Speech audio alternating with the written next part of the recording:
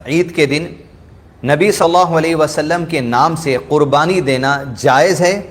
کیا یہ عمل اللہ کے نبی صلی اللہ علیہ وسلم نے سکھایا ہے؟ اور کیا یہ عمل اللہ کے نبی صلی اللہ علیہ وسلم کی وفات کے بعد صحابہ اکرام نے کیا ہے؟ اور کیا جو لوگ خاندان میں انتقال کر جاتے ہیں ان کے نام سے یا ان کی نیت سے عید الاضحیٰ کے دن قربانی دی جا سکتی ہے؟ اس ویڈیو میں مختصر انداز میں بات بتانے کی کوشش کریں گے۔ سب سے پہلی بات، بنیادی اصول ہر مسلمان کو یہ جان لینا چاہیے کہ نبی صلی اللہ علیہ وسلم کی حدیث جہاں آپ صلی اللہ علیہ وسلم نے ارشاد فرمایا، من سن فی الاسلام، جو کوئی اسلام کی اچھی بات لوگوں تک پہنچا دے،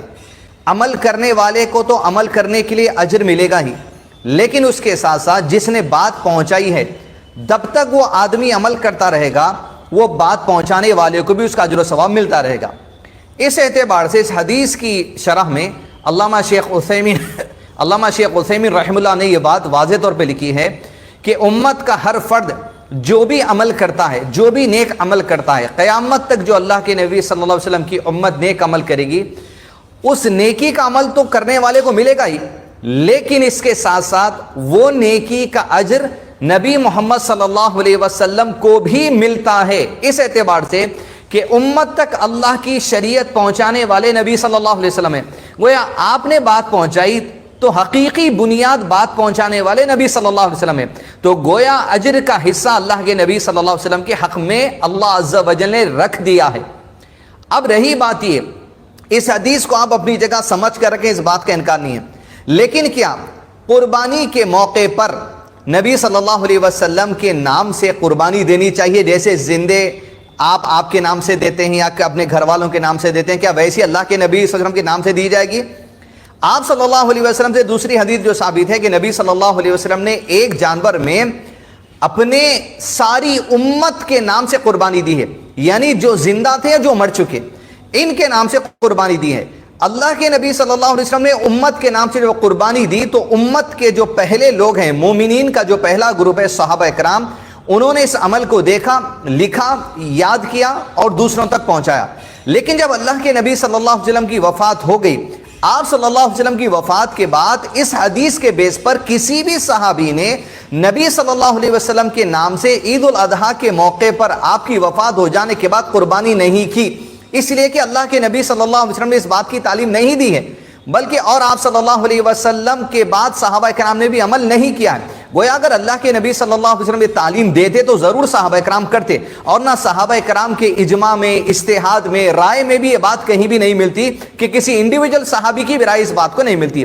جو حدیث لے کر آئے ہیں، بعض لوگ کوٹ کرتے ہیں، علامہ شیخ البانی رحمہ اللہ نے اس حدیث کو ضعیف قرار دیا ہے ایک راوی کی وجہ سے جن کے اوپر سوال اٹھتا ہے۔ تو یہ بنیادی باتیں جو مجھ کو آپ کو یاد رکھنی چاہیے۔ اب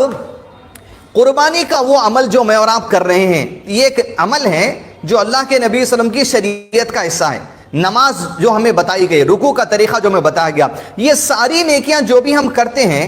کیونکہ یہ بتانے والے اللہ کے نبی صلی اللہ علیہ وسلم ہیں، آپ کی تبلیغ کی وجہ سے ہم جو بھی عمل کریں گے، کیونکہ آپ نے تبلیغ کی، وہ عمل اللہ کے اجر اللہ کے نبی صلی اللہ علیہ وسلم کو بھی ملے گا۔ ویسے ہی آپ اگر کسی کو تبلیغ کریں گے، عمل کرنے والے کو تو اجر ملے گا ہی، لیکن اس کے ساتھ ساتھ آپ اگر کسی تک حق کی بات پہنچائیں گے، اس کا اجر آپ کو بھی ہمیشہ ملتا رہے گا۔ تو ایسے اللہ کے نبی صلی اللہ علیہ وسلم کے لیے خاص قربانی کوئی ثابت نہیں ہے، لیکن یہ نیکی چونکہ اللہ کے نبی صلی اللہ علیہ وسلم نے بتائی ہے، ہر نیکی کا اجر اللہ کے نبی صلی اللہ علیہ وسلم کے لیے بھی اللہ عز و جل لکھ دیتے ہیں۔ تو یہ بنیادی بات ہے۔ اب تیسری آخری بات یہ ہے، کیا مرحومین کی جانب سے قربانی عید کے دن کی جا سکتی ہے؟ بیسک رول یہ ہے، سال میں کبھی بھی آپ مرحومین کو، مرنے والوں کو اجر ملنے یا ثواب ملنے کی نیت سے قربانی کر کے صدقہ کر سکتے ہیں، لوگوں میں گوشت وغیرہ تقسیم کر سکتے ہیں، کھانا بھی کھلا سکتے ہیں، ایک کبھی بھی، ہمیشہ۔ لیکن ضروری ہے کہ آپ انتقال کے دوسرے دن زیارت کے نام پر، انتقال کے 10ویں دن 10ویں کے نام پر، انتقال کے 40ویں دن چہلم کے نام پر، انتقال کے 1 سال میں برسی کے نام پر کریں، یہ تو بدعت ہو جائے گی۔ کبھی بھی ان کی طرف سے آپ پیسہ دے سکتے ہیں، کسی کو راشن دے سکتے ہیں، قربانی کر کے جو سو گوشت تقسیم کر سکتے ہیں، یہ کر سکتے ہیں۔ اب عید کے دن کیا خاص اکیلے کسی مرنے والے کے نام سے قربانی کی جائے گی؟ جیسے زندوں پر قربانی واجب ہے، مرنے والے پر واجب نہیں ہے وہ چیز،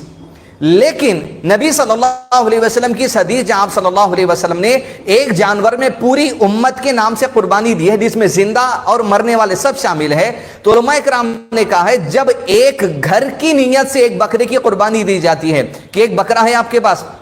اور ایک گھر کی نیت سے آپ دینا چاہتے ہیں، یہ بھی آپشن ہے، یا اکیلے اکیلے دینا چاہتے ہیں، یہ بھی آپشن ہے، لیکن ایک بکرا بھی کافی ہے۔ جب آپ پورے گھر والوں کی نیت سے دینا چاہتے ہیں تو اس میں جو گھر والے انتقال کر چکے ہیں ان کو بھی نیت میں شمار کر سکتے ہیں، لیکن انڈیویجل ان کے نام کے الگ سے قربانی دینا کیونکہ واجب نہیں ہے، کیونکہ جو مر چکے ہیں ان کے اوپر واجب نہیں ہے، جس کے پاس مال ہوگا وہ عمل کرنے کی کوشش کرے گا، مرنے والا اس بات کے لیے مکلف نہیں ہے۔ تو یہ بیسک رول ہے جو مجھ کو اور آپ کو جاننا چاہیے، خاص تنہا قربانی ان کے لیے نہیں ہے، لیکن ایک جانور میں جب سارے گھر والوں کی نیت کی جاتی ہے تو مرنے والے بھی جو گھر والے مر چکے ہیں ان کی نیت سے کی جا سکتی ہے۔ تو اللہ کے نبی صلی اللہ علیہ وسلم کے نام سے خاص قربانی نہیں ہے، لیکن ہر عمل جو امت کرتی ہے وہ اللہ کے نبی صلی اللہ علیہ وسلم کو ثواب پہنچے گا۔ ویسے ہی مرنے والے کے لیے خاص قربانی نہیں ہے، لیکن ایک جانور میں زندہ